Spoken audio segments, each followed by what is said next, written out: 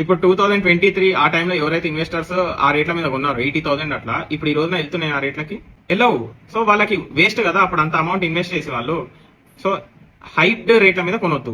So like my suggestion is ఒక 35 to 40,000 range లో ఓకిలాలో ఆప్షన్ ప్లాట్స్ ని బిడ్ చేయండి. ఇక్కడ గమనించాల్సిన విషయం ఏంటి అంటే టోటల్ 1300 ప్లాట్స్ ఉంటే దాంట్లో ఇప్పుడు దాకా సేల్ అయిన ప్లాట్లు ఫస్ట్ ఫేజ్ లో 50, సెకండ్ ఫేజ్ లో 300. ఏది వాళ్ళంతా హైప్ లేపితే కూడా ఇంకా దగ్గర 1000 ప్లాట్లు 970 ప్లాట్స్ అరౌండ్ ఇంచుమించు 1000 ప్లాట్లు కొనలేదు జనాలు. మీరు ఏం గమనించాలి, అదే కన్సిస్టెన్సీ జనాలు మెయింటైన్ చేయాలి. ఇష్టం వచ్చినట్టు అడ్డగోలు రేట్ల మీద బిడ్ లేకుండా ఒక నార్మల్ స్టాండర్డ్ గా ఒక 30 to 35 రేంజ్ లో వేసారనుకోండి, ఇంతే. ఎవరు కొనకపోతే గవర్నమెంట్ కూడా మిగిలిపోతాయి, ఆ ప్లాట్ మళ్ళీ నెక్స్ట్ టైం అమ్ముతారు.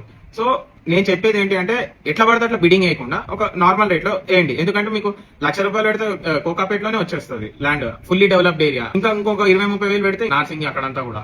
సో మోకిలాలో అంతా పెట్టి కొనడం అనేది యూజ్లెస్ అది.